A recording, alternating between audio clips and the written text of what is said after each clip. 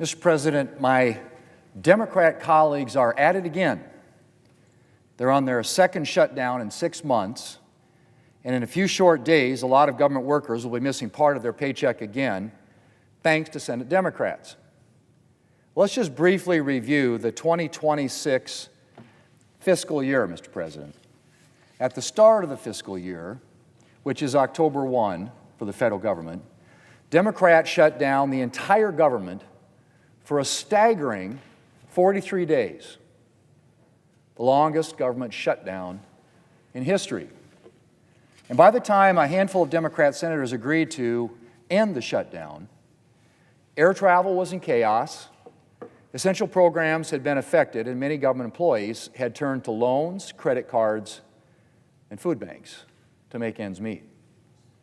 But even the worst government shutdown in history wasn't enough for Senate Democrats. Fast forward now to January of this year. Democrats and Republicans in both houses of Congress had agreed on a final Department of Homeland Security spending bill that included de-escalation training for immigration and customs enforcement, as well as $20 million for body cameras for ICE officers. But Democrats decided that wasn't enough. And so Republicans in the White House agreed to reopen negotiations. Knowing that negotiation takes time, we suggested a temporary funding extension for several weeks. But Democrats insisted on no more than 2 weeks. And when 2 weeks, predictably, wasn't enough, especially since Democrats were in no hurry to put together a legislative proposal, Democrats shut down the entire department. And now a whole lot of Department of Homeland Security employees are starting to miss pay thanks to Senate Democrats. That includes TSA agents, the people tasked with the safety of air travel in this country, as well as Coast Guard civilian employees, members of the Federal Emergency Management Agency, who do so much, I might add, essential disaster response work here at home, and many others. But, Mr. President, let's be very clear. This isn't a principled stand by Democrats against Republicans who refuse to negotiate. That's not the case.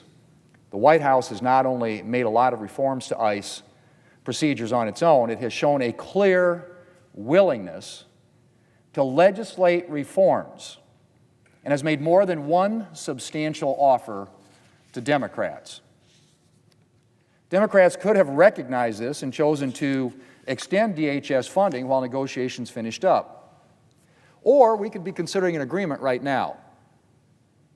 But instead, it's becoming abundantly clear that what Democrats really want is to keep this alive as a political issue. If Democrats really wanted to put reforms in place, they'd be doing everything they can to get a bill. Of course, the White House isn't going to sign off on every Democrat demand. No side gets everything it wants in negotiations. But Democrats could be on the verge of having substantial reforms signed into law if they were at all serious about actually implementing solutions. But they're not. They're interested in politics, not policy. And a whole lot of essential government employees are suffering as a result. To say nothing of the essential government work, the work of government that is suffering. The deployment of cybersecurity measures to federal agencies has been delayed.